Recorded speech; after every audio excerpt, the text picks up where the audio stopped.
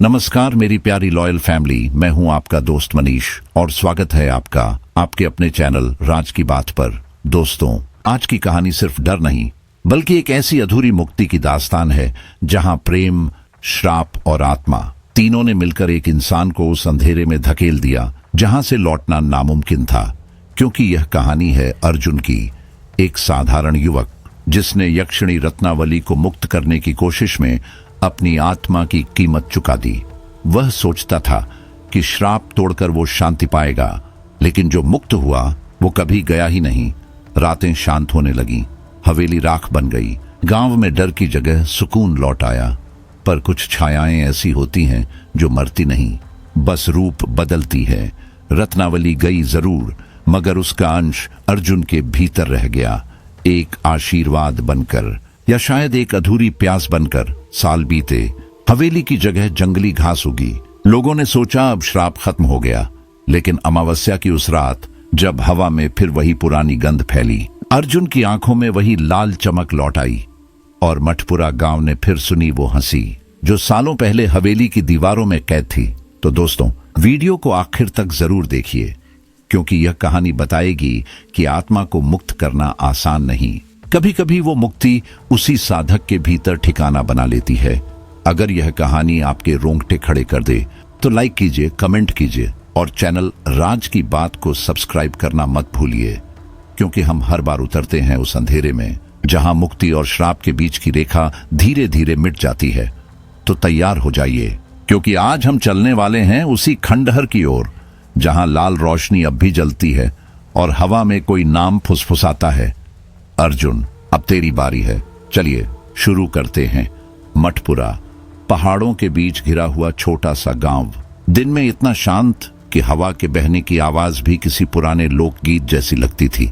लेकिन जैसे ही सूरज पहाड़ियों के पीछे उतरता, पूरे गांव पर एक अजीब सा डर उतर आता। बच्चे जो थोड़ी देर पहले तक पगडंडियों पर दौड़ रहे होते, अचानक अपने घरों की ओर भागते। औरतें तुलसी के पास दिया जलाकर बुदबुदाते हुए मंत्र बोलती। मर्द जल्दी जल्दी मवेशियों को बांधकर दरवाजे बंद कर लेते।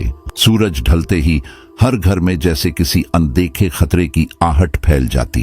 अंधेरा होते ही गांव पर सन्नाटा उतर आता, इतना गहरा कि लगता जैसे किसी ने हवा तक को थाम लिया हो। दूर कहीं से कुत्तों का भौंकना, सियारों की हुआ मिलकर ऐसा माहौल बनाते कि किसी के भी बदन में सिहरन दौड़ जाए। गांव के बीचों बीच एक पुरानी चौपाल थी, जहां रात ढलते ही बूढ़े फुसफुसाते हुए सिर्फ एक नाम लेते, रतिकुंज हवेली। वह हवेली गांव के बाहरी छोर पर घने जंगलों के बीच थी, टूटी फूटी मगर इतनी विशाल कि चांदनी रात में उसका साया पूरे जंगल को निगल लेता। कहा जाता था कि यह हवेली कभी रत्नावली नाम की नर्तकी की थी। रत्नावली, यह नाम सुनते ही बूढ़ों के चेहरे का रंग उड़ जाता, किसी की आवाज कांपती, कोई नजरें झुका लेता। कहते हैं वह सिर्फ नाचने वाली नहीं थी, वासना की देवी थी। उसकी सुंदरता ऐसी कि राजा महाराजे तक उसके कदमों में गिर जाते। लेकिन उसका लालच, उसका अतृप्त मन, एक दिन उसे ऐसा श्राप दिला गया कि आज भी उसकी आत्मा हवेली में भटकती है। लोग मानते थे कि हर अमावस्या की रात वह आत्मा, अब यक्षिणी बन चुकी, फिर से जीवित हो जाती है। वह जवान लड़कों को अपनी हंसी से बुलाती है, धीमी, मोहक और खतरनाक हंसी। जो भी उस आवाज की तरफ गया कभी लौटा नहीं। अगली सुबह उसकी लाश जंगल में मिलती, चेहरा पीला, आंखें बाहर निकली हुई और शरीर सूखा हुआ, जैसे किसी ने उसकी सारी ताकत चूस ली हो। हर बार वही कहा जाता, यक्षिणी ने अपनी प्यास बुझाई। उस डर ने गांव के नियम बना दिए थे। सूरज ढलते ही कोई भी पुरुष घर से बाहर नहीं निकलता। बुजुर्ग खुद यह नियम लागू करवाते। अंधेरा होते ही हर घर के दरवाजे बंद कर दिए जाते, खिड़कियों पर मोटे पर्दे डाल दिए जाते, ताकि हवेली से आती किसी भी रोशनी या परछाई का निशान अंदर न आए। फिर भी डर कम नहीं होता। अमावस्या की रातों में तो लोग पूरी रात जागते, मंत्र पढ़ते, भगवान से प्रार्थना करते कि उनका बेटा अगला शिकार न बने। ऐसी ही एक अमावस्या थी। चौपाल पर कुछ बूढ़े लालटेन की टिमटिमाती रोशनी में बैठे थे। हवा में धुआं था, सन्नाटा था और भय का वजन। इस बार किसकी बारी होगी?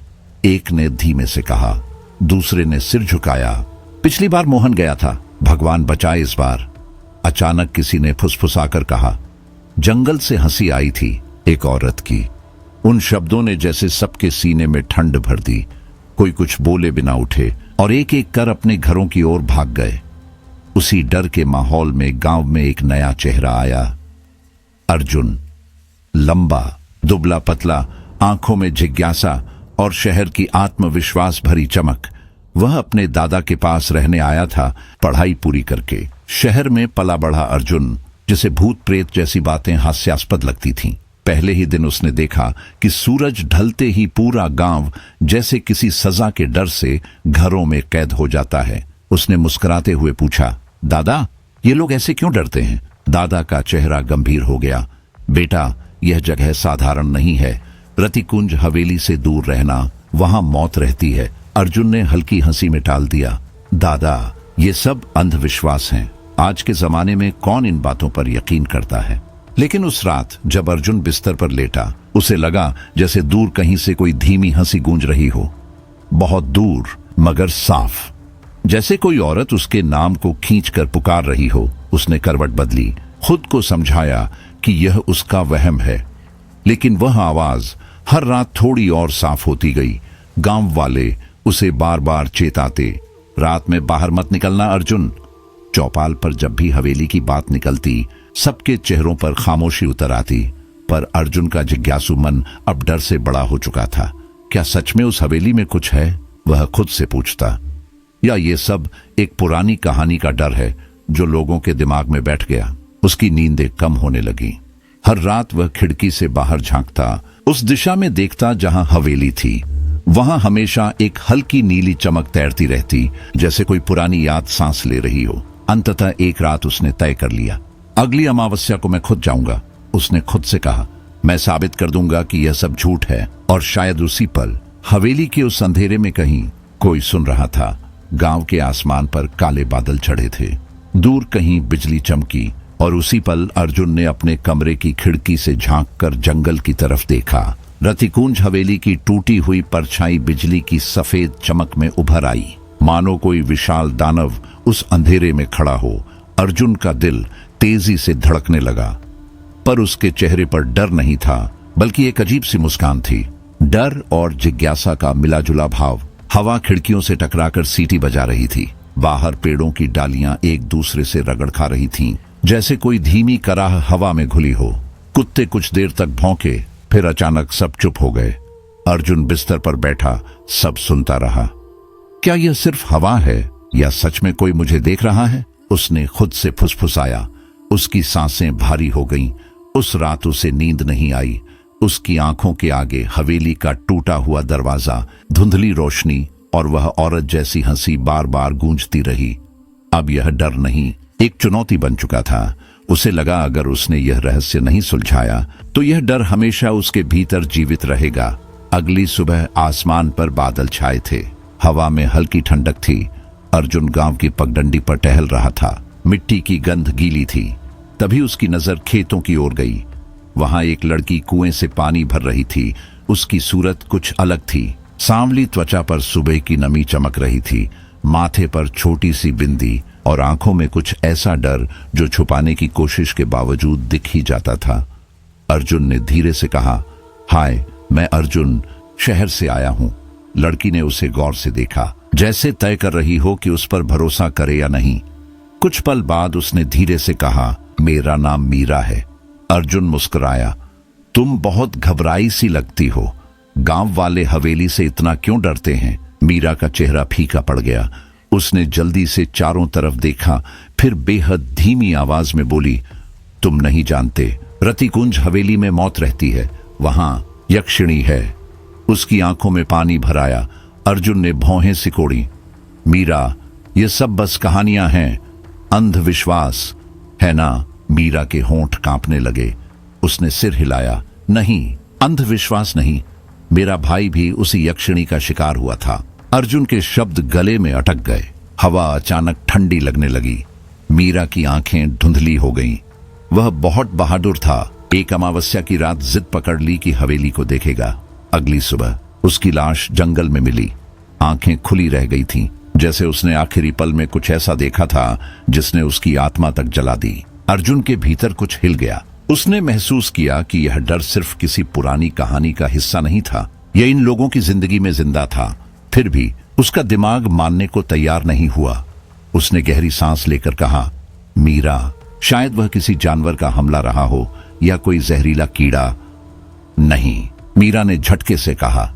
उसकी आवाज कांप रही थी।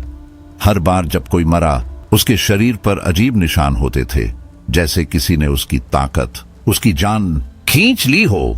अर्जुन के बदन में झुरझुरी दौड़ गई। उसने कुछ कहना चाहा, पर शब्द नहीं निकले। शाम होने लगी थी। गांव में हलचल बढ़ गई। औरतें जल्दी जल्दी दरवाजे बंद कर रही थीं। बच्चे घरों में दौड़कर जा रहे थे। चौपाल पर लालटेनें जल चुकी थीं और हवा में एक अजीब बेचैनी तैर रही थी। आज अमावस्या थी। गांव पर ऐसा सन्नाटा छा गया था कि पत्तों की सरसराहट तक साफ सुनाई दे रही थी। अर्जुन अपनी खिड़की से बाहर देख रहा था। हर घर के दरवाजे पर नींबू मिर्च लटक रही थी। कोई भगवान का नाम ले रहा था, कोई धीमे स्वर में मंत्र जप रहा था। अर्जुन के भीतर अब दो आवाजें लड़ रही थीं, एक जो डर रही थी और दूसरी जो जानना चाहती थी।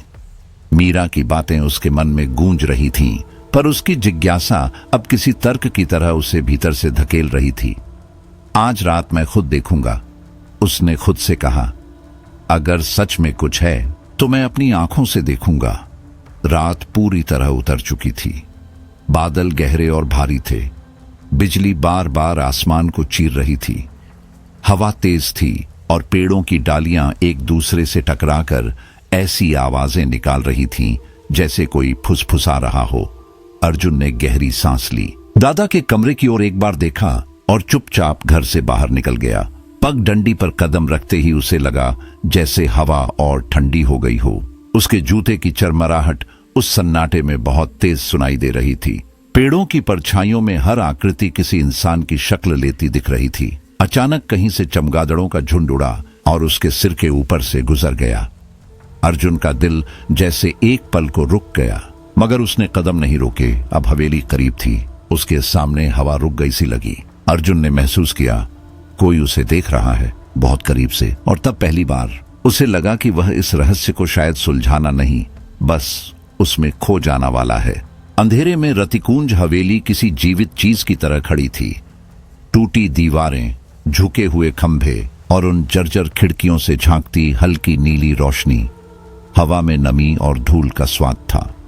अर्जुन ने गहरी सांस ली, लेकिन उसका गला सूखने लगा। तभी वह आवाज आई, एक धीमी, खींचती हुई, मोहक हंसी। अर्जुन ठिठक गया। वह हंसी जैसे जंगल की हर शाख में गूंज उठी हो, जैसे कोई औरत बस कुछ ही दूरी पर खड़ी हो। पेड़ों के बीच धुंध उठने लगी और उस धुंध से एक आकृति उभरी। सफेद साड़ी पहने एक औरत, लंबे काले बाल हवा में धीरे धीरे लहरा रहे थे। उसका चेहरा इतना चमकीला था कि अंधेरे में भी साफ दिखाई दे रहा था। उसकी आंखें गहरी, काली और रहस्यमयी थीं, जैसे उनमें पूरा आकाश समा गया हो। अर्जुन की सांस अटक गई। उसका शरीर ठंडा पड़ गया। वह औरत मुस्कुराई और बहुत धीमे, लगभग फुसफुसाते हुए बोली, मैं तुम्हारा इंतजार कर रही थी। उसकी आवाज में एक खिंचाव था, ऐसा जो सीधे अर्जुन की नसों में उतर गया। डर और आकर्षण एक साथ मिल गए थे। उसका दिल बेकाबू होकर धड़क रहा था, लेकिन दिमाग सुन्न हो गया। उसके कदम अपने आप आगे बढ़ने लगे। हवा में अब अगरबत्ती जैसी गंध थी, मीठी और घनी। जंगल की सारी आवाजें, हवा की सरसराहट, पत्तों की खड़क, सब जैसे थम गई। बस वह हंसी बची थी और हवेली की गहराई से आती धीमी सांसों जैसी आवाजें। हवेली का टूटा दरवाजा अपने आप चरमराया और खुल गया। अर्जुन एक पल के लिए रुक गया। उसके भीतर एक चेतावनी सी गूंज उठी, मत जाओ। पर जैसे किसी अदृश्य ताकत ने उसकी पीठ पर हाथ रखा हो, उसने कदम बढ़ा दिए। अंदर हवा भारी थी, ठंडी और धुंध से भरी हुई। कुछ पुरानी लालटेनें मध्यम जल रही थीं। उनकी लौ हर हवा के झोंके से कांपती। दीवारों पर अजीब निशान बने हुए थे, गोल, टेढ़े, लाल काले रंग के, जैसे किसी ने उन्हें खून से बनाया हो। फर्श पर मोटी धूल थी, पर उस धूल में कुछ ताजे पैरों के निशान भी दिखे। अर्जुन झुककर देखने ही वाला था कि पीछे कहीं दरवाजा फिर चरमरा उठा। उसने सिर घुमाया। कोई नहीं था, बस सन्नाटा, जो अब और भी भारी हो गया था। वह धीरे धीरे आगे बढ़ा। हर कदम की आहट हवेली की दीवारों से टकराकर गूंजती रही। अचानक उसने देखा, लंबा गलियारा जिसके आखिर में कोई खड़ा था। वह परछाई धीरे धीरे साफ हुई। सफेद साड़ी में वही औरत, रत्नावली, अब वह पूरी तरह सामने थी। उसके चेहरे पर वही मोहक मुस्कान थी, लेकिन उसकी आंखों में ऐसी चमक थी जो डर और इच्छा दोनों को जन्म देती थी। रत्नावली ने धीरे कदम बढ़ाए। उसके हर कदम के साथ हवेली में ठंड बढ़ती जा रही थी। उसने कहा, मैंने कहा था ना, मैं तुम्हारा इंतजार कर रही थी। उसकी आवाज इतनी मीठी थी कि अर्जुन का मन जैसे खाली हो गया। उसके शरीर में कुछ अजीब हो रहा था। दिल तेज धड़क रहा था, पर हाथ पैर बर्फ जैसे ठंडे थे। उसे डर लग रहा था, पर वही डर अब नशा बन चुका था। अर्जुन की आंखें उसकी आंखों से हटी नहीं। उसे लगा जैसे वह किसी गहरे पानी में डूब रहा हो, और यह डूबना अच्छा लग रहा हो। रत्नावली पास आई। उसकी खुशबू हवा में घुली, गीले चंदन और किसी पुराने इत्र की मिली जुली महक। अर्जुन ने लगभग बिन आवाज के पूछा, तुम कौन हो? रत्नावली की मुस्कान गहरी हो गई। मैं वही हूं जिससे यह गांव डरता है, उसने कहा। पर तुम मुझसे क्यों डरते हो अर्जुन? मैं तो बस तुम्हारा इंतजार कर रही थी। अर्जुन का दिल सीने में धड़क धड़क कर गूंज रहा था। वह कुछ कहना चाहता था, लेकिन शब्द गले में अटक गए। उसकी नजर अचानक दीवारों पर गई। वहां पुराने चित्र टंगे थे, सब रत्नावली के। कहीं वह नाच रही थी, कहीं हंस रही थी, कहीं किसी अजनबी आदमी के साथ खड़ी थी। हर चित्र में उसकी आंखें जीवित लग रही थीं, जैसे वह अभी अभी चित्र से बाहर निकली हो। नीचे टूटी मूर्तियां रखी थीं, जिन पर सूखे खून के निशान थे। अर्जुन ने पीछे हटने की कोशिश की, लेकिन पैर जमीन में जैसे जकड़ गए। रत्नावली ने उसके और करीब आते हुए फुसफुसाया, अब लौटने का वक्त नहीं है। उसकी आवाज में इतनी ठंडक थी कि अर्जुन के पूरे शरीर में सिहरन दौड़ गई। और तभी हवेली की सारी लालटेनें एक साथ बुझ गईं। रत्नावली के हाथ ने अर्जुन के गाल को छूते ही उसकी रूह में कोई करंट सा दौड़ा। हवेली में अचानक आवाजों का सिलसिला शुरू हो गया। दीवारें चरमराने लगीं, छत से महीन धूल झरने लगी। कहीं दूर किसी ने लंबी सी कराह सुनी। किसी के बच्चे की तरह रोने की आवाज कैसी खींकी खींकी लगी। अर्जुन का दिल ऐसे धड़का जैसे किसी ने उसे अपना मुंह बंद कर दिया हो। उसने आंखें जोर से बंद कर लीं, कोशिश की कि आवाजें हवा हों, पर रत्नावली ने उसके हाथ कसकर पकड़ लिए। शरीर उसके सुन्न हो गया और हर चीज धुंधली हो गई। वह आखिरी चीज जो उसे याद है, रत्नावली की आंखों में डूबता हुआ एक अंधेरा था, इतना घना कि उसकी रफ्तार सीर सब कुछ निगल ले रहा था। जब सुबह की पहली किरण आई, अर्जुन जंगल की मिट्टी पर बेसुध पड़ा था। उसके कपड़े काले, चेहरे पर पसीने की पतली परत, सांसें उखड़ी हुई थीं। हवेली एक डांटवुड की तरह दूर खड़ी थी, पर अब वहां से कोई नीली रोशनी नहीं निकल रही थी। उसकी गर्दन पर एक जबरदस्त जलन थी, ऐसा मानो किसी ने उसे कसकर पकड़ रखा हो। वह खुद को खींचता हुआ उठा, चारों ओर देखा, और तभी गांव के लोग एक झुंड बनाकर उसके पास आए। चेहरों पर आश्चर्य, भय, शक। कुछ लोग धीरे धीरे फुसफुसाने लगे कि शायद उसने श्राप तोड़ा, तो शायद वह बदला गया। अर्जुन चुप था। उसकी आंखों में थकावट और खालीपन दोनों थे। वह सीधे चौपाल की ओर गया, जहां पंडित बैठे थे। पंडित का चेहरा अब और गंभीर लग रहा था। माथे पर तिलक गहरा, आंखें कुछ और ही देखती थीं। अर्जुन ने सब कुछ सधी हुई आवाज में बताया। रत्नावली की मुस्कान, उसका हाथ पकड़ना, हवेली के भीतर आने वाली आवाजें और अचानक बेहोशी। पंडित ने बीच बीच में सिर हिलाया, फिर एक लंबी सांस ली। तुमने जो देखा अर्जुन, पंडित ने कहा। उसकी आवाज में थरथराहट थी। वह मात्र शुरुआत है। रत्नावली कोई साधारण आत्मा नहीं है, वह शापित है। 100 साल पहले किसी महान साधु ने उसे श्राप दिया था कि उसकी प्यास कभी नहीं बुझेगी और वह उस हवेली में भटकेगी। हर 100 साल में उसकी शक्ति मजबूत होती है, और अब वह फिर चेतनावस्था में आई है। अगर इस बार उसकी इच्छा पूरी हो गई तो उसका शाप टूटेगा और वह और भी ज्यों सी त्यों शक्तिशाली बन जाएगी। तब मठपुरा का नाम मिट सकता है। अर्जुन के हाथ पैर थरक उठे। उसकी रग रग में पसीना उतर आया। वह बोला, तो हम क्या करें? पंडित ने कहा, तुझे उससे दूरी बनाकर रखनी चाहिए। जितना हो सके हवेली से दूर रहना। वह अब तुझे चाहता है, तुम उसका चुना हुआ बन चुके हो। अर्जुन के होंठ खड़े हो गए। अंदर कुछ टूट रहा था, पर साथ में कोई जिद भी भड़क रही थी। उसने धीमी पर दृढ़ आवाज में कहा, मैं इसे खत्म करूंगा। या तो उसे मुक्त करूंगा या हमेशा के लिए खत्म कर दूंगा। पंडित की आंखें चौड़ी रह गईं। उन्होंने कहा, तू यह खेल समझता नहीं है। रत्नावली कवच सी है, उसकी मोहकता तेरे होश उड़ा देगी।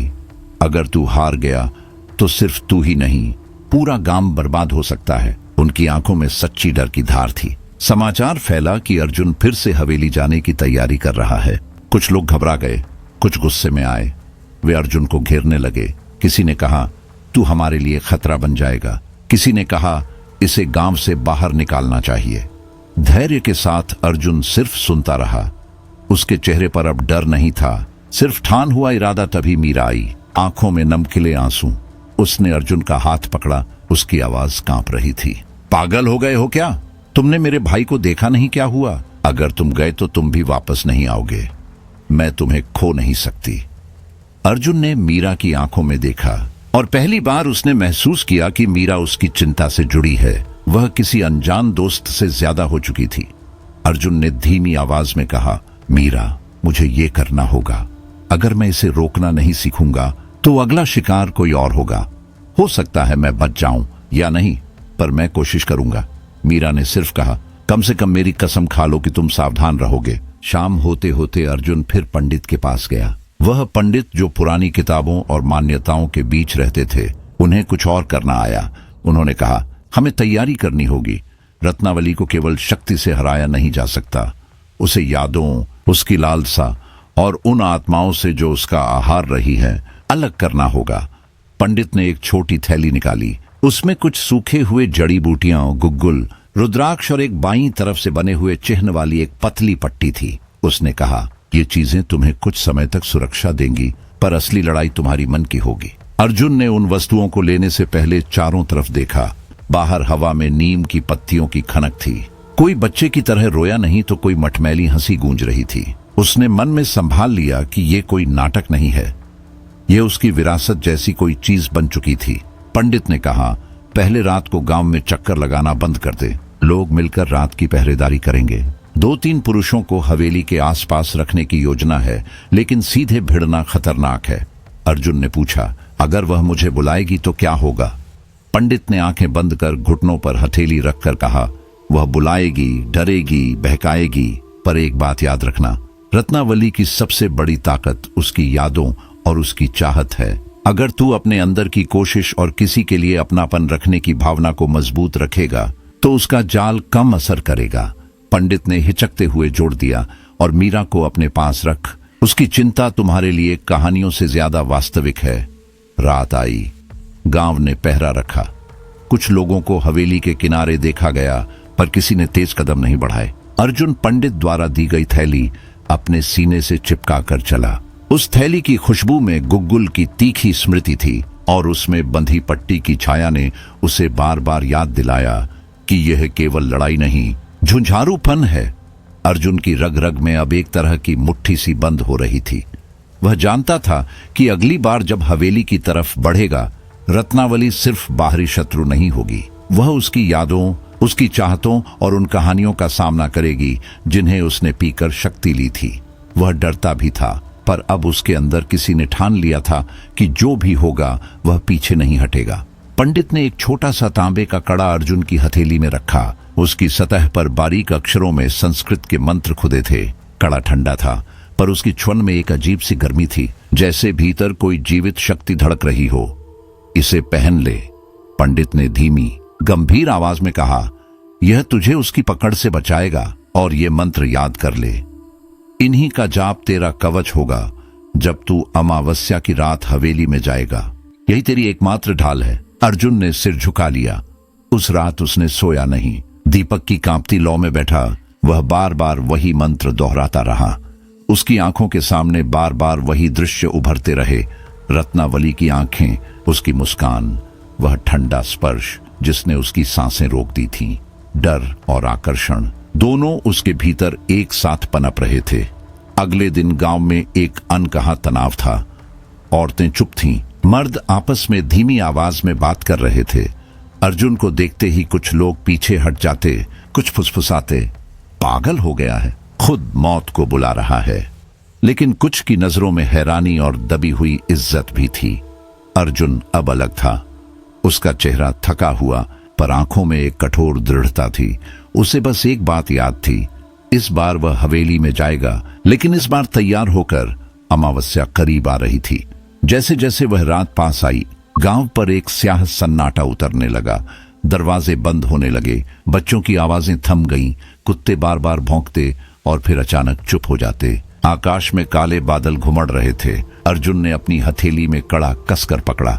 उसकी धातु की ठंडक उसकी त्वचा में उतर रही थी। उसने गहरी सांस ली और बुदबुदाया, रत्नावली, इस बार मैं आ रहा हूं, लेकिन अब मैं तेरे खेल का हिस्सा नहीं बनूंगा। रात गहराने लगी। हवा ठंडी और भारी थी। पेड़ों की डालियां चरमरा रही थीं और हर झोंके के साथ हवा में राख और सड़ी लकड़ी की गंध थी। दूर कहीं बिजली चमकी। उसकी रोशनी में गांव के घर एक पल के लिए जिंदा हुए और फिर अंधेरे में डूब गए। हर घर के दरवाजे बंद थे।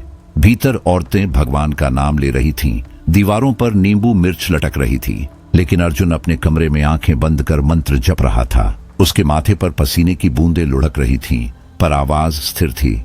फिर उसने उठकर दीपक बुझाया और चुपचाप घर से बाहर निकला। गांव सुनसान था।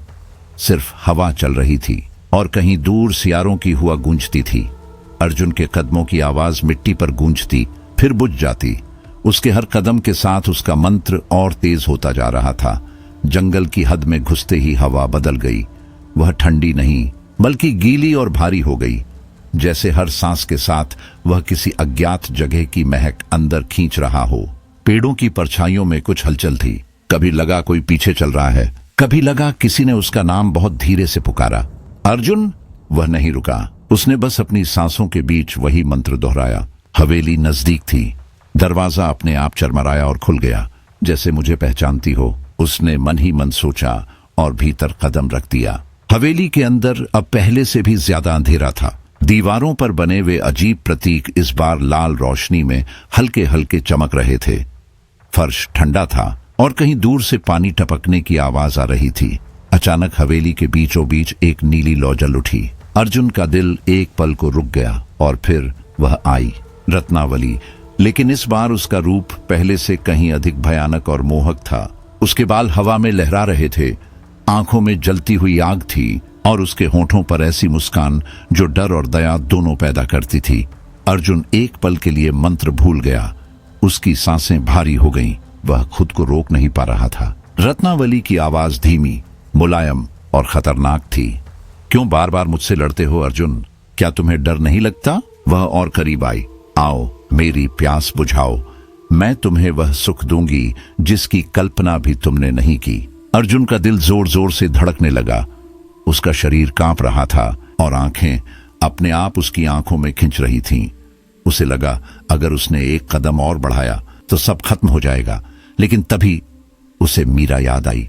उसकी आंखों में वो विनती, वो डर। अर्जुन की सांसें स्थिर हुईं।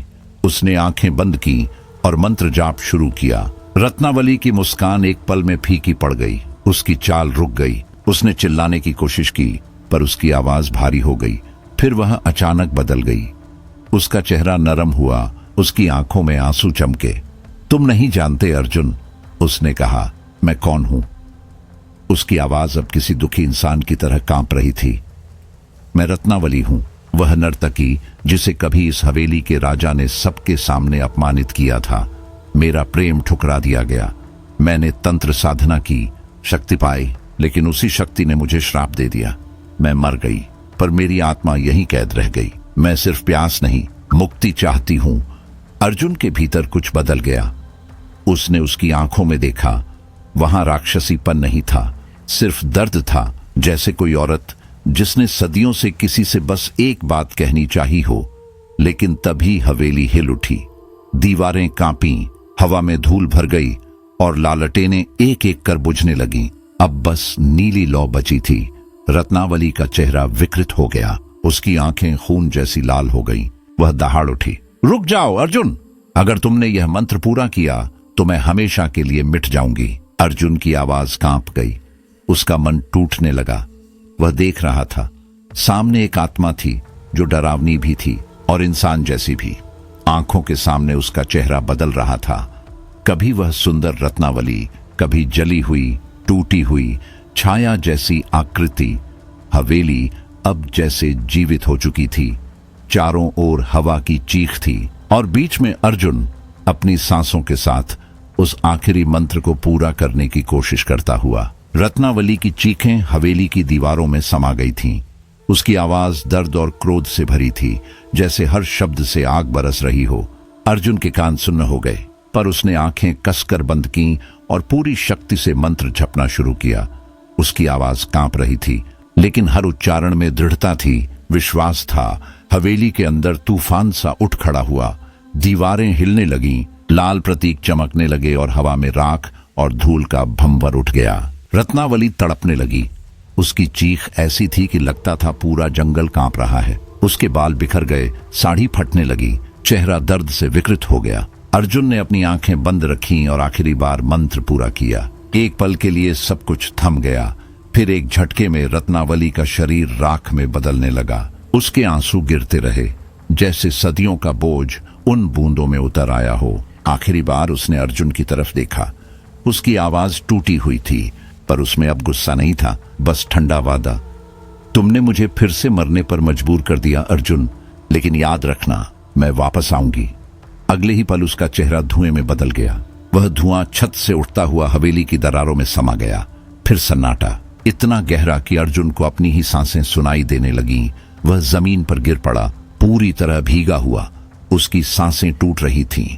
बाहर बिजली चमकी, छत का एक हिस्सा गिरा, लेकिन वह बच गया। धीरे धीरे उसने खुद को घसीटते हुए हवेली से बाहर निकाला। जंगल में अब सुबह की हल्की रोशनी फैल रही थी। पेड़ों के पीछे से धुंध हटने लगी थी। अर्जुन ने आसमान की ओर देखा। बादलों के पीछे सूरज झांक रहा था। उसे लगा उसने जीत हासिल कर ली है, लेकिन उसके भीतर कहीं एक खालीपन, एक अनकही बेचैनी बाकी थी, जैसे यह अंत नहीं, किसी नई शुरुआत का संकेत हो। वह कुछ देर हवेली के बाहर बैठा रहा। चारों ओर धुएं और राख की गंध फैली थी। धीरे धीरे उसकी पलकें भारी होने लगीं और वह फिर से बेहोश हो गया। कुछ देर बाद राख के बीच हल्की लाल चमक उठी। जमीन पर जहां रत्नावली खड़ी थी, अब एक गोल निशान बन रहा था, जलता हुआ, मानो किसी ने आग से खींचा हो। अर्जुन ने मुश्किल से अपनी आंखें खोली। उसने देखा कि वह लाल निशान धीरे धीरे फैलता जा रहा है और उसकी ओर बढ़ रहा है। उसे अपनी त्वचा में जलन महसूस हुई, मानो वह निशान उसी के भीतर उतर रहा हो। एक तीखी बिजली उसके शरीर में दौड़ी और अर्जुन चीखते हुए फिर से बेहोश हो गया। सुबह गांव वाले उसे जंगल में पड़े पाए। उसका शरीर तप रहा था, सांसें टूट टूट कर चल रही थी। कोई उसे छूने की हिम्मत नहीं कर रहा था। तभी मीरा दौड़ती हुई आई। उसने अर्जुन का सिर अपनी गोद में रखा, उसके माथे पर हाथ फेरा। कुछ नहीं होगा तुम्हें, सुन रहे हो ना? उसकी आवाज कांप रही थी, आंखों से आंसू गिरते जा रहे थे। गांव वाले पीछे हटते हुए बड़बड़ाए, यह हवेली का श्राप है, अब यह भी अपवित्र हो गया है। मीरा ने पलटकर उन्हें देखा। उसकी आवाज फट गई, चुप रहो, इसे घर ले चलो। वह खुद अर्जुन को संभालती हुई घर लाई। पूरी रात उसकी देखभाल करती रही, माथे पर ठंडी पट्टियां रखती, पानी के छींटे मारती, उसके पास बैठकर मंत्र पढ़ती रही। आधी रात को अर्जुन का शरीर अचानक झटका खाने लगा।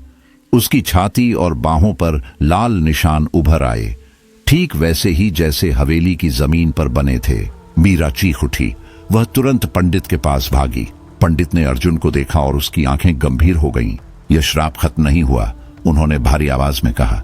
रत्नावली नष्ट नहीं हुई, उसने अपना अंश अर्जुन में छोड़ दिया है। अब वह इससे जुड़ गई है। यह लड़का अब उसकी शक्ति का वाहक बन सकता है। मीरा की सांसें अटक गईं। इसका मतलब? पंडित ने धीमी आवाज में कहा, अगर अर्जुन सावधान नहीं रहा तो वह खुद यक्षिणी बन सकता है, या उसका जरिया बन जाएगा उसकी अगली इच्छा पूरी करने का।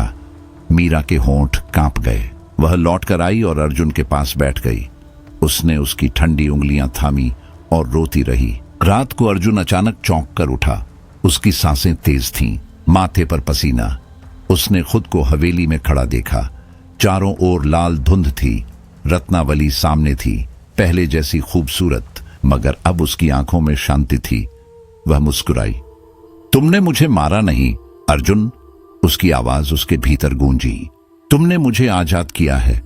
अब मैं तुम्हारे अंदर हूं, तुम्हारी सांसों में, तुम्हारे खून में।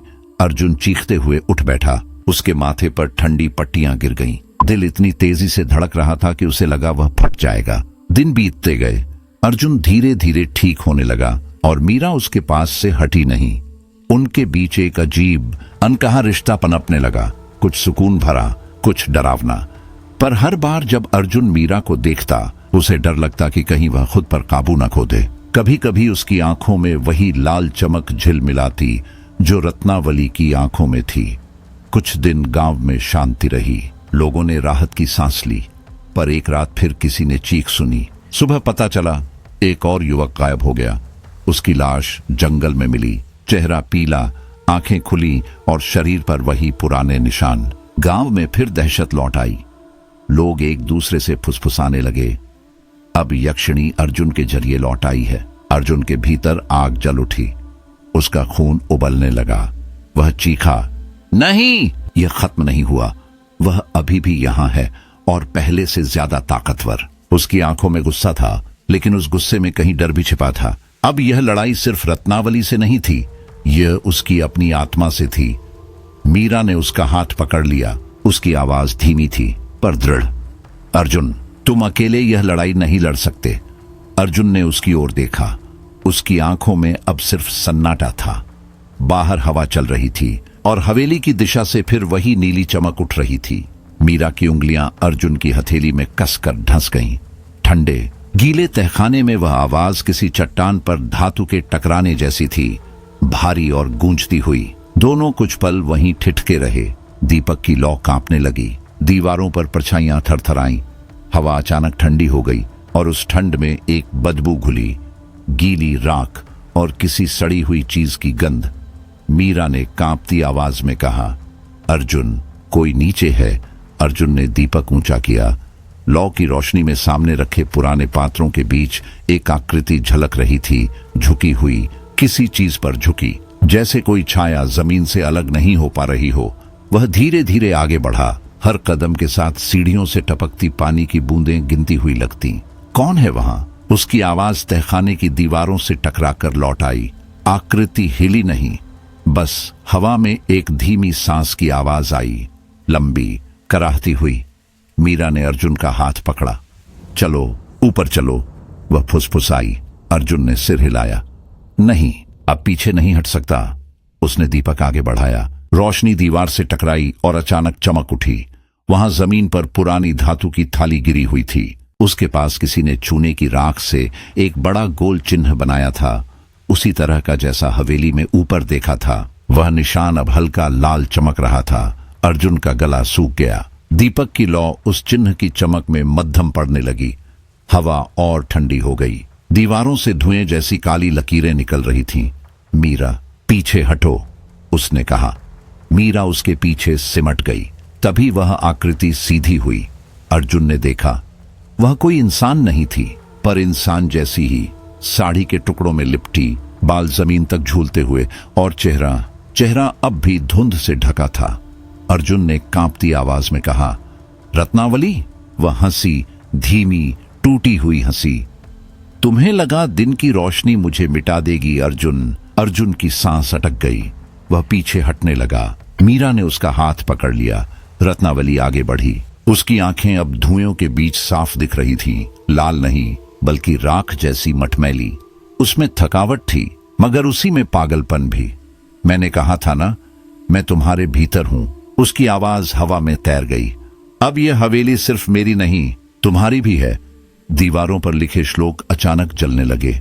शब्द लाल होकर चमक उठे और कमरे में अजीब गंध भर गई, लोबान और खून की मिली जुली। दीपक की लौ एक तेज झोंके से बुझ गई। मीरा चीख पड़ी, अर्जुन! अंधेरे में बस रत्नावली की आंखें चमक रही थीं। अर्जुन ने कांपते हुए मंत्र का पहला शब्द दोहराया, पर इस बार आवाज भारी थी, जैसे भीतर से कोई और बोल रहा हो। मीरा ने सुना, वह शब्द अर्जुन के नहीं लग रहे थे। उसमें दो आवाजें थीं, एक उसकी और एक किसी और की, जो उसी के भीतर से निकल रही थी। रत्नावली मुस्कुराई। देखा, मैंने कहा था अर्जुन, तुम और मैं अब अलग नहीं रहे। अचानक हवा का एक झोंका आया। राख और धूल चारों ओर घूम गई। दीवारों के प्रतीक बुझ गए। एक पल को सन्नाटा छा गया, इतना गहरा कि दोनों की सांसों की आवाज सुनाई देने लगी। फिर धीरे धीरे, बहुत धीमे, कहीं पीछे से किसी और ने कदम बढ़ाए। मीरा ने घबराकर पूछा, कौन है वहां? अंधेरे में वही धीमी आवाज गूंजी जो हवेली में हर बार सुनी गई थी। अमावस्या खत्म नहीं हुई। मीरा, ये तो बस उजाले का छल है। मीरा ने दीपक फिर जलाने की कोशिश की, पर उसकी उंगलियां कांप रही थीं। आग नहीं जली। अर्जुन ने अपना हाथ उठाया। अब उसके कड़े से हल्की नीली रोशनी निकल रही थी, वही जो हवेली की खिड़कियों में दिखाई देती थी। मीरा एक कदम पीछे हटी।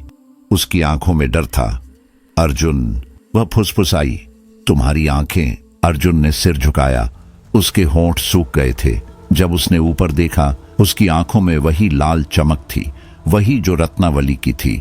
और उस पल तहखाने के अंधेरे में ऐसा लगा जैसे हवेली ने फिर से किसी नए वास को अपना लिया हो। अर्जुन ने दीपक उस दिशा में किया। लौ कांपती हुई जमीन पर गिरी खून की ताजा बूंदों पर पड़ी, अब भी गीली, चमकती हुई। मीरा की चीख तहखाने में गूंज गई। अर्जुन, यहां कोई है। अर्जुन ने दीपक और ऊंचा किया, मगर वहां सिर्फ सर्द हवा थी। वह हवा जो कुछ देर पहले स्थिर थी, अब उसकी त्वचा में चुभ रही थी। उसकी रगों में बर्फ उतरती चली गई। दोनों ने बिना कुछ बोले एक दूसरे को देखा और फिर सीढ़ियों की ओर भागे। ऊपर चढ़ते समय हर कदम ऐसा लग रहा था जैसे कोई पीछे से चल रहा हो, बस एक सांस दूर। मीरा हाँफ रही थी, आंखों में डर और आंखों के नीचे पसीने की बारीक चमक। जैसे ही वे हवेली के बाहर निकले, हवा तेज हुई। पीछे से दरवाजा अपने आप बंद हो गया। मीरा ने वहीं टूटकर रोना शुरू कर दिया। अर्जुन ने उसे अपनी बाहों में भर लिया। सब ठीक है मीरा, मैं हूं ना। लेकिन उसके अपने शब्द खोखले लगे। उसका दिल इतनी तेजी से धड़क रहा था कि उसे खुद सुनाई दे रहा था। गांव पहुंचते ही लोग जमा हो गए। किसी ने चिल्लाया, ये दोनों हवेली में गए थे, अब यक्षिणी इनके पीछे है। बुजुर्गों ने तुरंत पंडित को बुलाया। पंडित का चेहरा सख्त था। क्यों गए थे वहां? अर्जुन ने सब बताया, खून, गुप्त तहखाना और दीवारों पर लिखे मंत्र। पंडित कुछ पल चुप रहा, फिर बोला, तुम नहीं समझते अर्जुन, उसे मुक्त करने की कोशिश करना उसे और शक्तिशाली बना देगा। अगर वह जाग गई तो पूरा गांव मिट जाएगा। अर्जुन की आवाज थमी, लेकिन दृढ़ थी। अगर हम डरते रहे तो यह मौतें कभी नहीं रुकेंगी। उसका अंत उसे मारकर नहीं होगा पंडित जी, उसे मुक्त करना ही समाधान है। गांव में कोहराम मच गया। यह पागल हो गया है, यह हमें यक्षिणी के हवाले करेगा। लोग चिल्लाने लगे। तभी मीरा बीच में आ गई। अगर इसे निकालना है तो पहले मुझे भी निकालो। उसकी आवाज कांप रही थी, पर मजबूत थी। यह जो कर रहा है, सही कर रहा है। गांव में सन्नाटा छा गया। पंडित ने कोई जवाब नहीं दिया। रात आई तो अर्जुन अकेला चौपाल पर बैठा था। ऊपर चांद टेढ़ा था, नीचे धरती पर सन्नाटा। हवेली की दिशा में दूर हल्की नीली रोशनी टिमटिमा रही थी। उसने मन ही मन कहा, रत्नावली, अगर तुझे मुक्ति चाहिए तो मैं तुझे दूंगा, लेकिन अगर तूने गांव को नुकसान पहुंचाया तो मैं तुझे खत्म कर दूंगा। हवा में सिहरन फैल गई। उधर मीरा अपने आंगन में तुलसी के पास दिया जला रही थी। उसकी आंखों में थकावट और बेचैनी दोनों थीं। उसने कुछ देर प्रार्थना की, पर अचानक दिया टिमटिमाया और बुझ गया। उसी पल हवा का ठंडा झोंका आया, जैसे कोई उसके बहुत पास से गुजरा हो। मीरा ने पलट कर देखा, कोई नहीं था। फिर वही आवाज आई, धीमी, मोहक और सर्द। वही हंसी जो हवेली से आती थी। मीरा का चेहरा सफेद पड़ गया। उसने दरवाजा बंद करना चाहा, लेकिन झोंके से वह खुल गया। भीतर अंधेरा था। अगली सुबह जब लोग उसके घर पहुंचे, दरवाजा खुला हुआ था। कमरे में सिर्फ एक लाल साड़ी का टुकड़ा पड़ा था और बगल में ताजे खून की बूंदें। गांव में चीख पुकार मच गई। औरतें सिर पकड़कर रोने लगीं। यक्षिणी मीरा को ले गई। जब खबर अर्जुन तक पहुंची, उसका चेहरा सफेद पड़ गया। उसने जंगल की ओर देखा और बस एक नाम पुकारा, मीरा। फिर वह दौड़ पड़ा। जंगल की हवा अब पहले से भी घनी थी। डालियां उसके चेहरे को खरोंचती जा रही थीं, लेकिन उसे दर्द महसूस नहीं हुआ। बस दिल की धड़कनें और बढ़ती जा रही थीं। हवेली के पास पहुंचते ही दरवाजा अपने आप खुल गया। अंदर अंधेरा था और एक एक कर लालटेनें अपने आप जलने लगीं। रत्नावली खड़ी थी। इस बार उसका रूप और भी भयावह था। साड़ी खून जैसी लाल, आंखें चमकती हुई और उसके बाल हवा में ऐसे उड़ रहे थे जैसे जीवित हों। उसकी मुस्कान ठंडी थी, मगर उसमें पागलपन की झलक थी। और फिर अर्जुन की नजर पड़ी। हवेली के बीचों बीच मीरा खड़ी थी। उसकी आंखें पूरी तरह लाल थीं, चेहरा निर्विकार, जैसे किसी ने उसके अंदर की आत्मा मिटा दी हो। रत्नावली ने धीरे से कहा, स्वागत है अर्जुन, मैंने तुम्हारी सबसे प्यारी चीज ले ली है, अब तुम्हें चुनना है, उसे चाहो या मुझे। उसकी आवाज में नशा था, पर उसमें मौत की गूंज छिपी थी। अर्जुन का दिल टूट गया। मीरा की आंखों से आंसू गिर रहे थे, लेकिन उसके होंठ मुस्कुरा रहे थे। वह अब मीरा नहीं थी। रत्नावली उसके पास आई। क्यों लड़ते हो मुझसे अर्जुन? वह फुसफुसाई। तुम्हारे शरीर का हर कतरा मुझे चाहता है। छोड़ दो ये मंत्र, छोड़ दो यह युद्ध, आओ मेरे पास। अर्जुन के शरीर में गर्मी दौड़ गई। उसकी सांसें भारी थीं, माथे पर पसीना और दिमाग शून्य। फिर कहीं दूर भीतर से किसी और आवाज ने पुकारा, अर्जुन मुझे बचाओ। मीरा की आवाज, उस एक आवाज ने अर्जुन को जगा दिया। उसने आंखें बंद की और कांपते होठों से मंत्र जपना शुरू किया। रत्नावली की मुस्कान गायब हो गई। उसकी आंखों में नफरत उतर आई। हवेली की दीवारें कांपने लगीं। मीरा चीखने लगी। उसका शरीर झटकों से कांपने लगा। अर्जुन आगे बढ़ा। उसकी आवाज तेज हो रही थी, मुक्त हो जा रत्नावली, अब बस। रत्नावली ने चीखते हुए कहा, रुको अर्जुन, अगर तुमने यह मंत्र पूरा किया तो वो मर जाएगी, मीरा मर जाएगी। अर्जुन के होंठ थरथराए। उसकी आंखों में भय उतर आया। मीरा की चीखें बढ़ती जा रही थीं। उसका मन टूटने लगा। एक तरफ रत्नावली का श्राप, दूसरी तरफ मीरा की जान। दीवारों पर लगी लालटेनें एक एक कर फटने लगीं। हवेली की छत से धूल गिर रही थी। रत्नावली की परछाई फैलने लगी और अर्जुन के चारों ओर घूमने लगी। वह रुक गया। उसकी सांसें अनियंत्रित थीं। तुम चुन नहीं सकते अर्जुन, रत्नावली फुसफुसाई, क्योंकि अब तुम मेरा हिस्सा हो। और तभी हवा में मीरा की टूटी आवाज गूंजी, अगर मुझ में उसका अंश है तो उसे मेरे साथ ले जा। अर्जुन की आंखें फैल गईं। नहीं मीरा, लेकिन बहुत देर हो चुकी थी। उसके पैरों के नीचे की जमीन चमक उठी। वही लाल निशान फिर उभरा।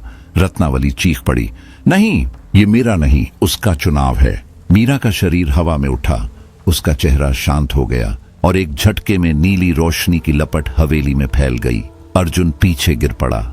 हवा में राख और धुआं था। और जब सन्नाटा लौटा, मीरा नहीं थी, बस रत्नावली की हंसी गूंज रही थी, धीमी, लंबी और अधूरी। अर्जुन ने जमीन पर गिरा दीपक उठाया। उसकी लौ कांप रही थी। उसने धीरे से कहा, अगर ये अंत है तो मैं भी खत्म नहीं हुआ। और हवेली की दीवारों ने जैसे जवाब दिया, अमावस्या फिर आएगी अर्जुन।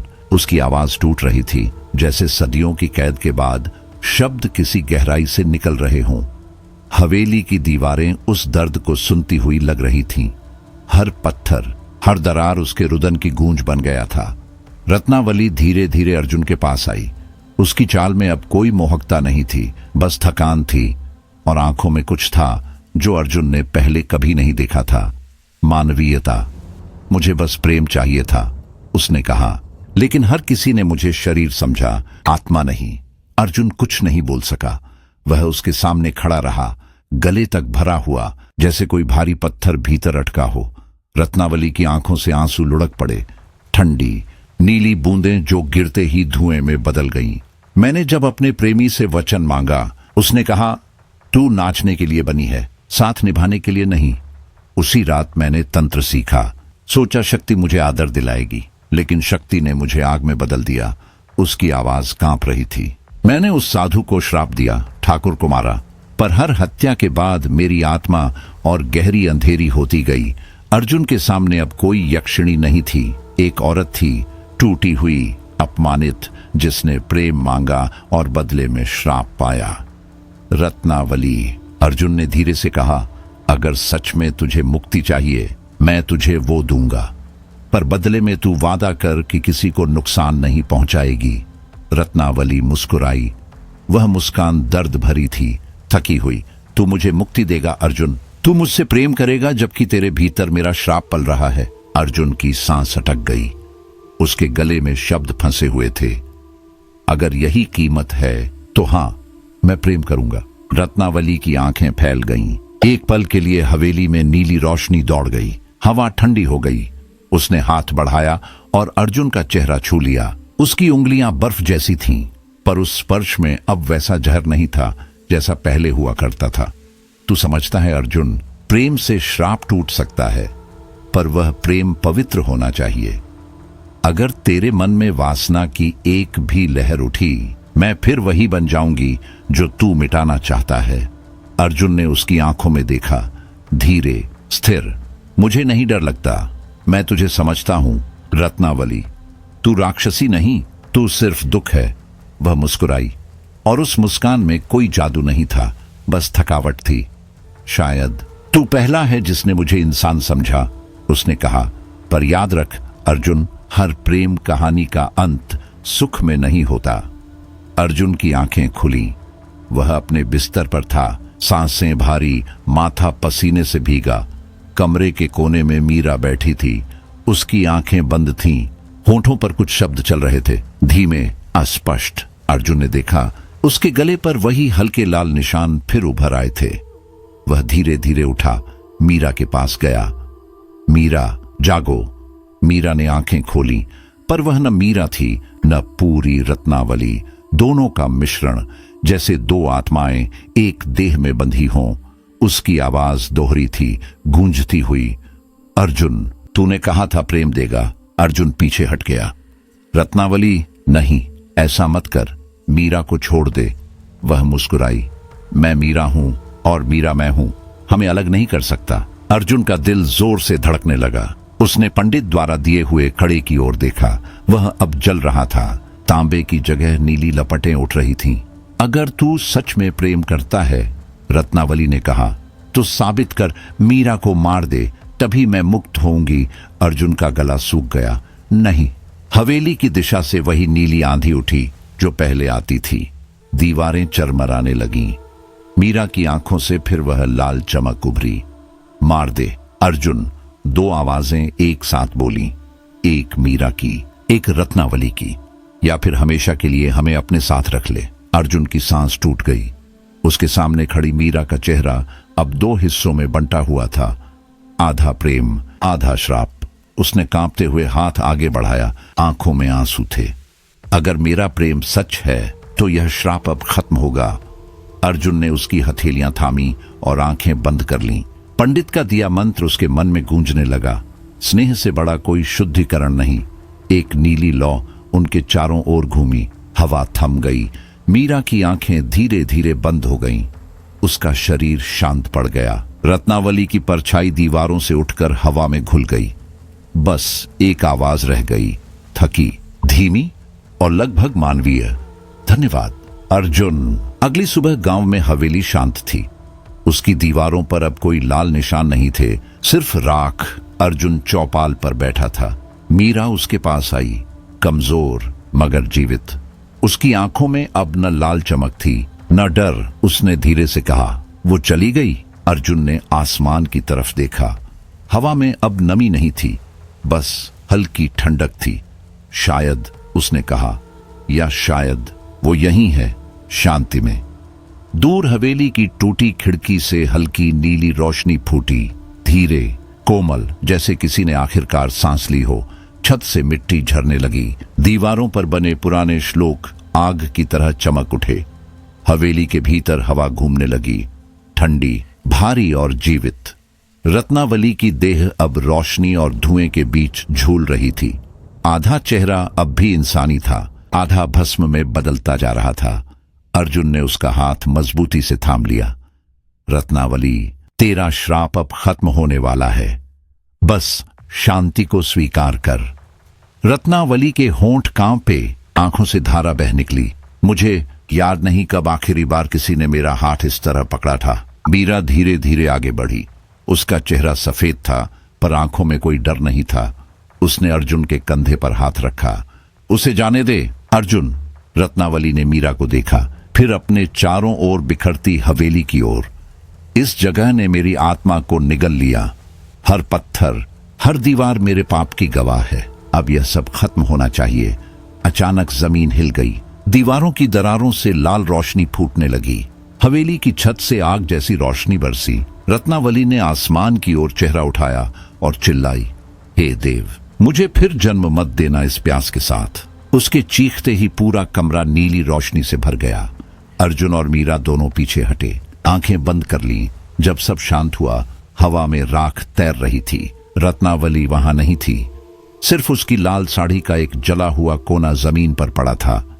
हवेली की आग बुझ गई, श्लोकों की रोशनी फीकी पड़ गई और धीरे धीरे पहली बार हवेली के अंदर से एक शांति महसूस हुई। अर्जुन और मीरा बाहर निकले।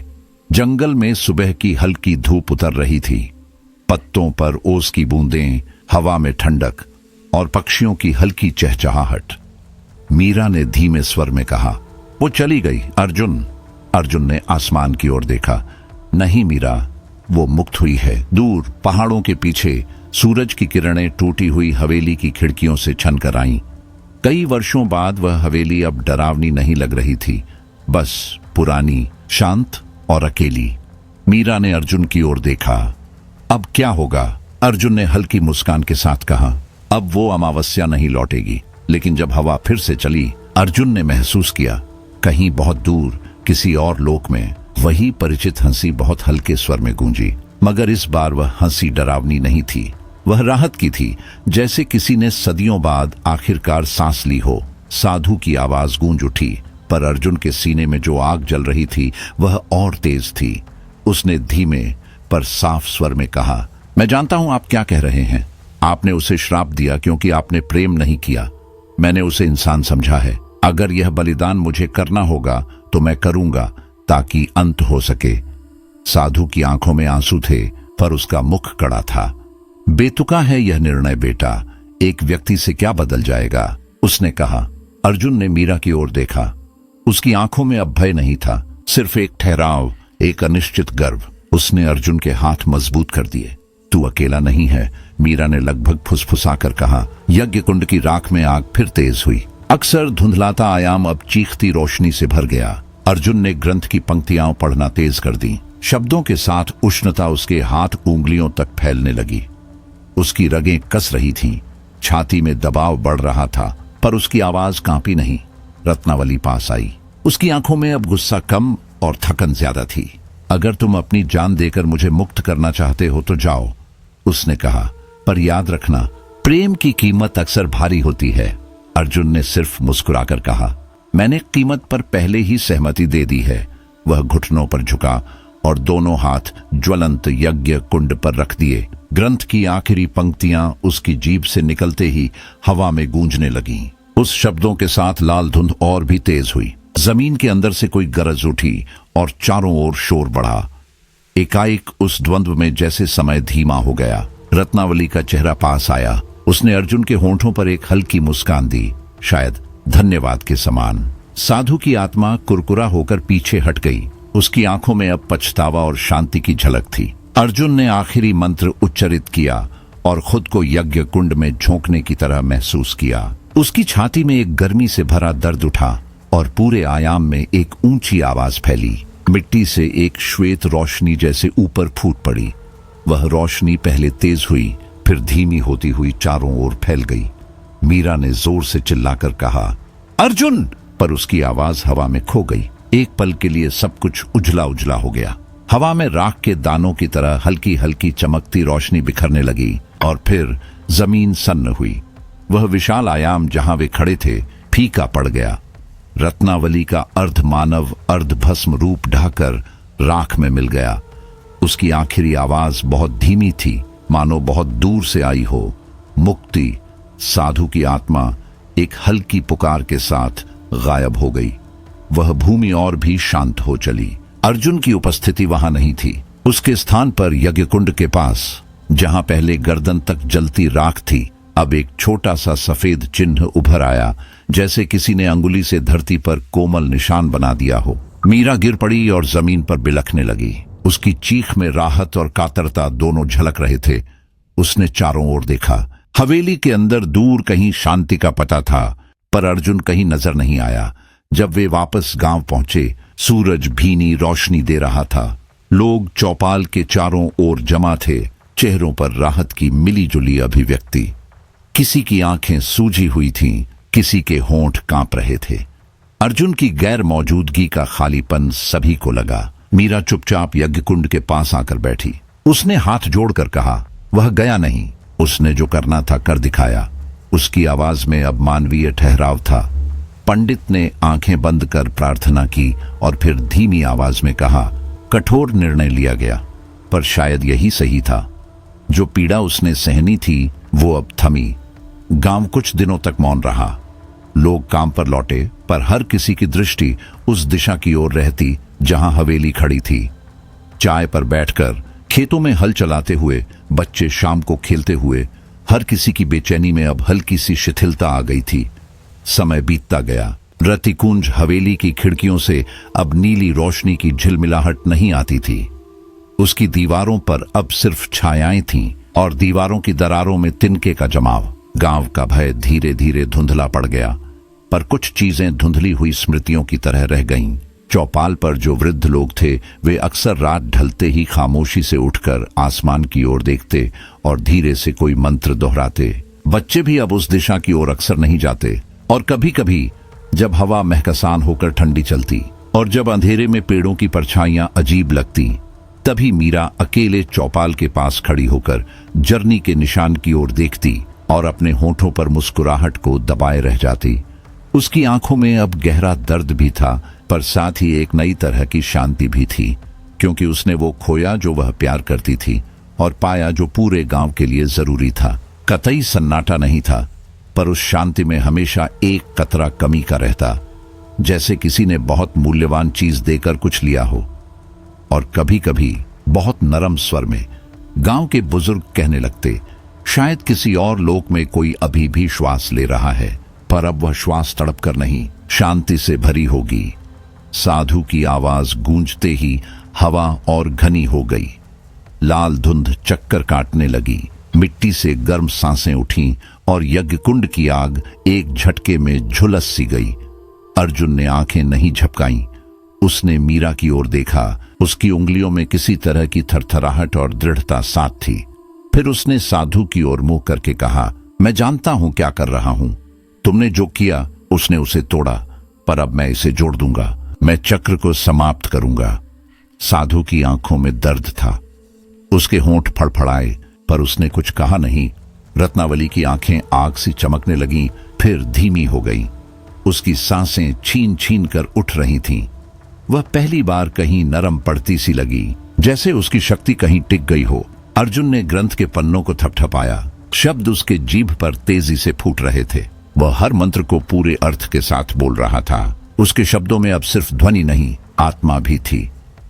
यज्ञ कुंड के चारों ओर नीली सी लहर दौड़ने लगी। जमीन के अंदर कुछ खिंचाव हुआ, मानो इतिहास की रेखाएं खुल रही हों। रत्नावली धीरे धीरे उनके पास आई। उसने अर्जुन का हाथ थामा। उनका स्पर्श ठंडा था और उसी ठंड में एक तरह की माफी थी। उसने फुसफुसाया, अर्जुन तुम पागल हो, पर तुम्हारी पागलपन में सच्चाई है। अर्जुन ने सिर हिलाया। उसके चेहरे पर अब भय नहीं था, केवल एक साफ फैसला था। उसने अपनी हथेलियां यज्ञ कुंड की राख पर रखी और ग्रंथ की आखिरी पंक्तियां पढ़ी। शब्द जैसे ज्वाला बनकर हवा में तैरते गए। आवाजें चारों ओर गूंजने लगीं। युद्ध भूमि की फांक फांक आवाजें खत्म होने लगीं। साधु की आत्मा कांप उठी। मिड हवा में एक भारी दबाव आया। मीरा ने जोर से पकड़ा। उसकी आंखों के सामने अर्जुन का चेहरा जैसे रोशन हो गया। अर्जुन ने आखिरी शब्द कहा और उसी साथ उसने अपने सारा मन, अपनी हर सांस उस मंत्र में समर्पित कर दी। एक तीव्र सफेद रोशनी फूटी, इतनी तेज कि आंखें बंद हो गईं। रोशनी के बीच रत्नावली की आकृति झुलसने लगी। उसके होठों से कोई अंतिम सुस्वर निकला, छोटी सी, मानवीय, धन्यवाद जैसी। साधु अपनी जगह पर झुक गया और फिर कुछ पल में उसकी आकृति फीकी पड़ने लगी। वह भी किसी तरह के शांति के स्पर्श में डूब गया। जब रोशनी मंद हुई और धुंध खिसकने लगी तो अर्जुन वहां नहीं था। यज्ञ कुंड खाली था। जमीन पर सिर्फ एक सफेद निशान था, छोटा और गहरा, जैसे किसी ने अपनी हथेली वहां से लगाया हो। रत्नावली का आधा रूप अब धुआं बन चुका था और बाकी का मानवीय अंश शांत पड़ा था। कोई चीख, कोई बदनामी नहीं, सिर्फ एक धीमी हवा और दूर कहीं से आती हुई परोक्ष सी चहक। मीरा गिर पड़ी और जमीन पर चिल्लाकर बोली, अर्जुने! उसे ढूंढते हुए उसने चारों ओर हाथ फेरना शुरू किया। पंडित और जो लोग वहां आए थे सब स्तब्ध खड़े रहे। कुछ के चेहरे पर राहत थी, कुछ के होंठ कांपा रहे थे। उन्होंने मिलकर मीरा को उठाया। उसकी आंखें सूजी हुई थीं और उसके होठों पर एक मांगती हुई मुस्कान थी, राहत और शोक की मिली जुली मुस्कान। गांव लौटकर खबर फैल गई कि रतिकुंज हवेली अब शांत है। उसकी दीवारों पर से जो नीली झिलमिलाहट निकली करती थी अब नहीं आती। पहले जैसी गूंज खत्म हो गई। लोग धीरे धीरे अपने काम पर लौटे, पर किसी के भी कदम पूरी तरह सहज नहीं थे। मीरा हर रोज यज्ञ कुंड पर जाती। वह उस सफेद चिन्ह के पास बैठकर घंटों बोलती, प्रार्थना करती और कभी कभी अर्जुन का नाम फुसफुसा देती। उसने कभी नहीं कहा कि उसने क्या खोया, पर उसकी चुप्पी में हर कोई समझ गया कि उसने कुछ अमूल्य खो दिया है। वक्त बीतता गया। हवेली खामोश पड़ी रही। बुजुर्ग शाम को मिलकर रात्रि प्रार्थना करते और बच्चे अब उस दिशा की ओर कम ही जाते। गांव की जिंदगी लौट आई, पर उसकी धड़कनें अब धीमी थीं, जैसे किसी ने उसे संभल कर धकेला हो। और बीच बीच में जब रात अत्यंत शांत होती और हवा फैकी सी चलती, मीरा अकेले चौपाल पर जाकर उस सफेद निशान की ओर देखती। उसके होठों पर अक्सर एक हल्का मुस्कान उभर आता। उसकी आंखों में अब शोक था, पर साथ में वह तसल्ली भी थी कि किसी ने यह कीमत दी। किसी ने कहा कि कहीं नीली रोशनी की पतली लकीर पहाड़ों की दिशा में अभी भी दिखती है, बहुत कम, बहुत हल्की, जैसे कोई दूर किसी और लोक में धीरे धीरे सांस ले रहा हो। और कुछ दिनों में गांव के बुजुर्ग चुपचाप कहते सुनाई देते, कुछ युद्ध खत्म हुए, कुछ पीड़ा शांत हुई और किसी ने अपना सबसे बड़ा निर्णय देकर एक पूरी किस्मत बदल दी। मीरा अब जब भी हवा में कुछ गर्मी सी महसूस करती, वह अपने होठों से कह देती, धन्यवाद अर्जुन। और कहीं भीतर, शायद बहुत दूर, शायद किसी और आयाम में, किसी ने उसकी सुस्पष्ट पुकार सुनी होगी और अपनी शांति पाई होगी। रत्नावली की आंखों से बहते आंसू उसी सुनहरी रोशनी में घुलने लगे। हवा भारी हो गई। दीवारों की दरारों से राख उड़ने लगी। अर्जुन के सीने पर रखे उसके हाथ अब तेज चमक रहे थे। हवेली में एक ऐसी नमी फैल गई जैसी बरसों बाद कोई कैद आत्मा पहली बार सांस ले रही हो। रत्नावली ने धीमे स्वर में कहा, अर्जुन, मैं तेरे भीतर का दर्द देख सकती हूं। तेरा जीवन अब मेरा उत्तर है। तूने मुझे समझा और इसीलिए अब मैं तुझ में नहीं रह सकती। उसकी आवाज कांप रही थी, पर उसमें कोई भय नहीं था, बस विदाई की करुणा थी। सुनहरी रोशनी अर्जुन के पूरे शरीर में फैलने लगी। उसके सीने पर उभरते लाल निशान धीरे धीरे मिटने लगे। उसकी सांसें फिर से स्थिर होने लगीं। मीरा की आंखों से लगातार आंसू गिर रहे थे। उसने देखा अर्जुन का चेहरा अब शांत था, जैसे किसी गहरी नींद में डूबा हो। रत्नावली, उसने कांपती आवाज में कहा, क्या तुम जा रही हो? रत्नावली मुस्कुराई, मैं नहीं जा रही मीरा, मैं अब वहीं जा रही हूं जहां मुझे बहुत पहले होना चाहिए था, उस प्रकाश में जहां दर्द खत्म होता है। हवा में एक नरम कंपन फैला। रत्नावली का चेहरा अब लगभग पारदर्शी हो चुका था। उसके बाल हवा में लहराते हुए धुएं में बदल रहे थे। उसने मीरा के गालों से गिरते आंसू पोंछे। तूने उसे बचाया, उसे जीने दे, वही मेरा अंतिम वरदान है। मीरा ने धीरे से उसका हाथ थाम लिया, वह हाथ जो अब ठोस नहीं था, बस प्रकाश का बना एक स्पर्श। तुम्हें डर नहीं लग रहा? रत्नावली ने आंखें बंद की। नहीं, अब नहीं। पहली बार मैं हल्की महसूस कर रही हूं, जैसे कोई बोझ उतर गया हो। अर्जुन ने धीरे धीरे आंखें खोली। रोशनी में उसने रत्नावली को देखा। अब वह वही यक्षिणी नहीं थी, बल्कि एक साधारण स्त्री जैसी, सादी, शांत और सुंदर। उसने फुसफुसाया, रत्नावली। रत्नावली ने हल्के से मुस्कुराकर कहा, मुझे याद रखना, डर के लिए नहीं, बल्कि इसलिए कि तूने मुझे प्रेम करना सिखाया। अगले ही पल सुनहरी रोशनी की एक लहर चारों ओर फैल गई। हवेली की दीवारें कांपीं और फिर धीरे धीरे शांत हो गईं। रत्नावली की आकृति धुंधली होती चली गई। उसके होठों से आखिरी शब्द निकले, धन्यवाद। फिर बस सन्नाटा रह गया। अर्जुन ने महसूस किया कि हवा में अब कोई भार नहीं है। हवेली की ठंडक गायब हो चुकी थी। मीरा ने उसका सिर अपनी गोद से उठाया। अर्जुन, तुम ठीक हो? अर्जुन ने गहरी सांस ली, चेहरा आसमान की ओर उठाया। हाँ, अब सब ठीक है। उसकी आंखों में अब थकान नहीं थी, बल्कि शांति थी, एक ऐसी शांति जो भीतर तक उतर जाती है। उन्होंने देखा हवेली की दीवारों पर जमी धूल अपने आप झर रही थी। हर ईंट जैसे नई लग रही थी। टूटी खिड़कियों से धूप की किरणें भीतर उतर आई थीं। रतिकुंज हवेली, जो सदियों से भय का प्रतीक थी, अब बस एक पुरानी शांत इमारत लग रही थी। मीरा ने धीरे से कहा, वो सच में चली गई। अर्जुन ने उसकी ओर देखा। हाँ, वो अब जहां होनी चाहिए वहीं है। दोनों बाहर निकले। हवेली के ऊपर हल्की धुंध छाई थी, लेकिन अब वह डरावनी नहीं थी। आसमान साफ था और हवा में किसी पुराने गीत की मिठास थी। गांव में अगले दिन सुबह एक अलग सी रोशनी फैली। लोग हवेली की दिशा में देखने लगे। अब उनके चेहरों पर भय नहीं था, सिर्फ जिज्ञासा और सुकून। बुजुर्गों ने कहा, श्राप टूट गया। रात को जब सब सो गए, मीरा अकेले आंगन में खड़ी थी। हवा में एक हल्की सी खुशबू थी, वही जो हवेली से आती थी, मगर अब उसमें डर नहीं था, बस अपनापन था। दूर से हल्की सी हंसी गूंजी, धीमी, कोमल और मानवीय। मीरा ने आकाश की ओर देखा और मुस्कुरा दी। रत्नावली अब सच में मुक्त थी। अर्जुन ने पंडित की ओर देखा। उसका चेहरा शांत था, लेकिन आंखों में वह बेचैनी अब साफ दिख रही थी, जो किसी अधूरी कहानी के बाद रह जाती है। हवा में अगरबत्ती की गंध थी, लेकिन उसके भीतर कुछ ऐसा था जो शांत नहीं हो पा रहा था। पंडित ने उसकी कलाई की ओर देखा, जहां कभी रक्षा यंत्र था। अब उसकी जगह हल्की सुनहरी आभा थी, जो सांसों के साथ हल्की हल्की चमक रही थी। पंडित जी, अर्जुन ने धीमे स्वर में कहा, मैं वादा करता हूं कि इस शक्ति का इस्तेमाल केवल रक्षा के लिए होगा, लेकिन अगर यह मेरे भीतर की बुराई को जगा दे तो आप मुझे रोकना किसी भी कीमत पर। पंडित ने उसकी आंखों में झांका। बेटा, असली खतरा बाहर नहीं, भीतर होता है। तेरा दिल साफ है, पर शक्ति दिल को बदल सकती है। हमेशा याद रखना, करुणा तेरा सबसे बड़ा हथियार है। अर्जुन ने सिर झुका लिया।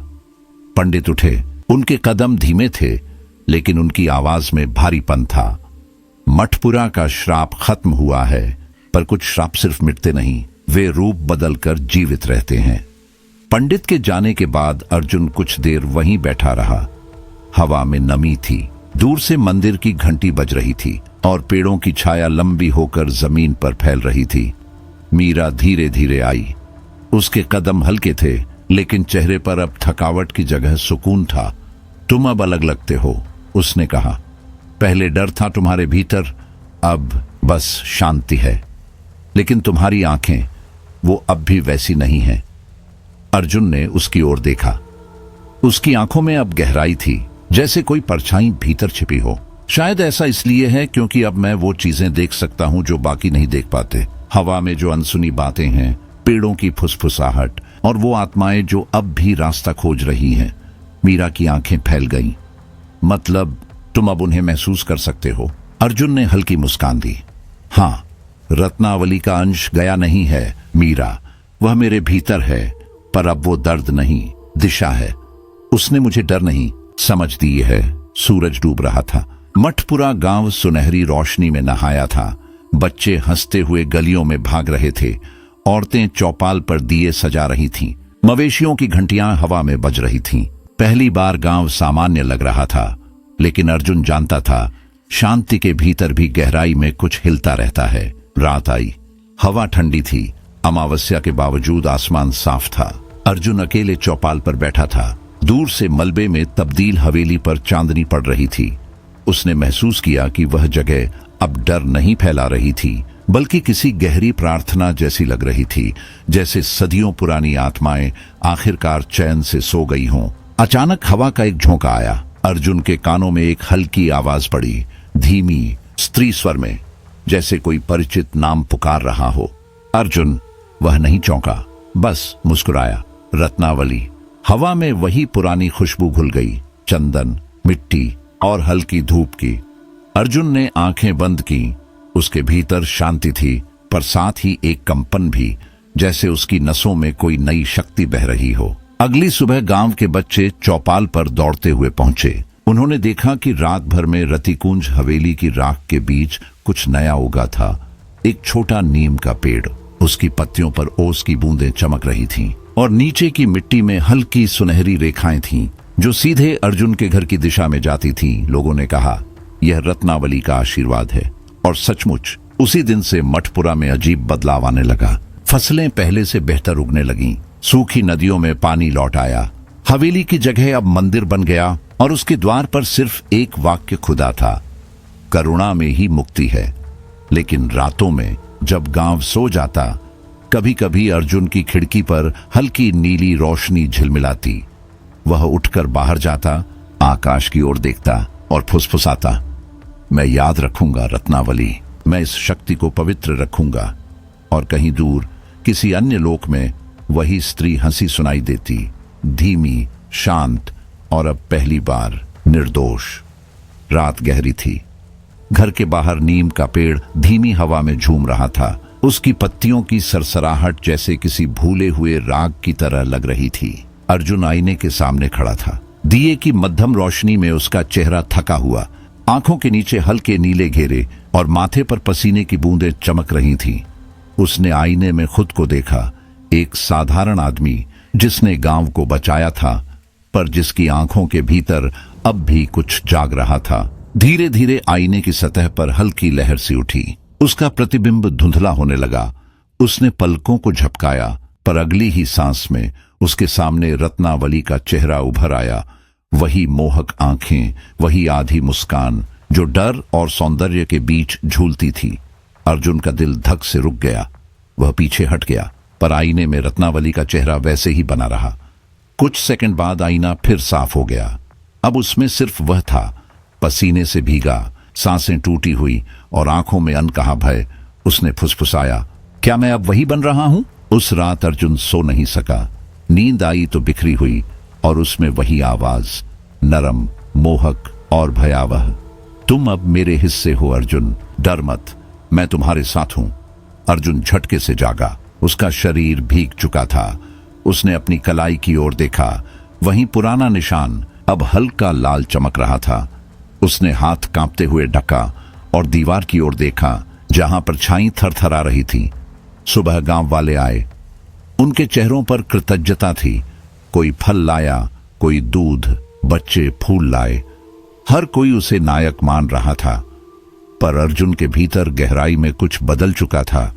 वह मुस्कुराता, पर उसकी आंखें जैसे किसी और जगह देखती। वह अक्सर घर से निकलकर जंगल के किनारे बैठता, जहां कभी हवेली थी। मीरा ने सब देखा। एक शाम वह उसके पास आई।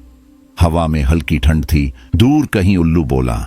वह उसके बगल में बैठ गई और बोली, तुम अब पहले जैसे नहीं रहे अर्जुन, क्या तुम डर रहे हो? अर्जुन ने उसकी ओर देखा। उसकी आंखों में हल्की लाल चमक उभरी और फिर गायब हो गई। उसने कहा, मीरा, कभी कभी लगता है मेरे भीतर कोई और सांस ले रहा है, जैसे मैं सिर्फ मैं नहीं हूं। मुझे डर है कि एक दिन मैं। मीरा ने उसका हाथ थाम लिया। उसकी बात काटते हुए कहा, तुम अकेले नहीं हो अर्जुन, अगर ये अंधेरा तुम्हें खींचेगा तो मैं तुम्हें वापस लाऊंगी, वादा है।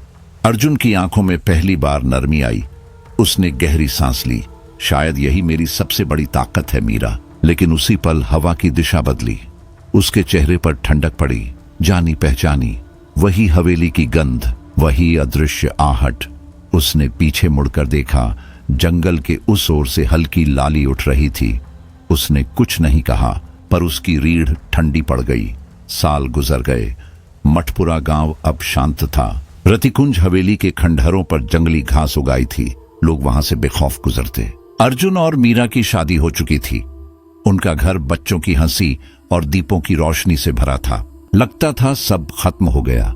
लेकिन उस अमावस्या की रात, जब हवा में फिर वही पुरानी ठंड घुली, सब कुछ बदल गया। अर्जुन आधी रात में जागा। बाहर से कोई धीमी हंसी आ रही थी, वही हंसी जो उसने सालों पहले सुनी थी। उसका शरीर ठंडा पड़ गया। उसने धीरे से दरवाजा खोला। चांद बादलों के पीछे था। हवा में राख और इत्र की महक थी। वह बाहर आया। कदम अपने आप चलने लगे। मीरा ने करवट बदली। फिर अचानक आंखें खुली। बिस्तर खाली था। वह भागती हुई बाहर आई। अंधेरे में उसने अर्जुन को देखा। वह जंगल की पगडंडी पर जा रहा था। उसकी चाल शांत थी, पर आंखों में लाल आभा थी।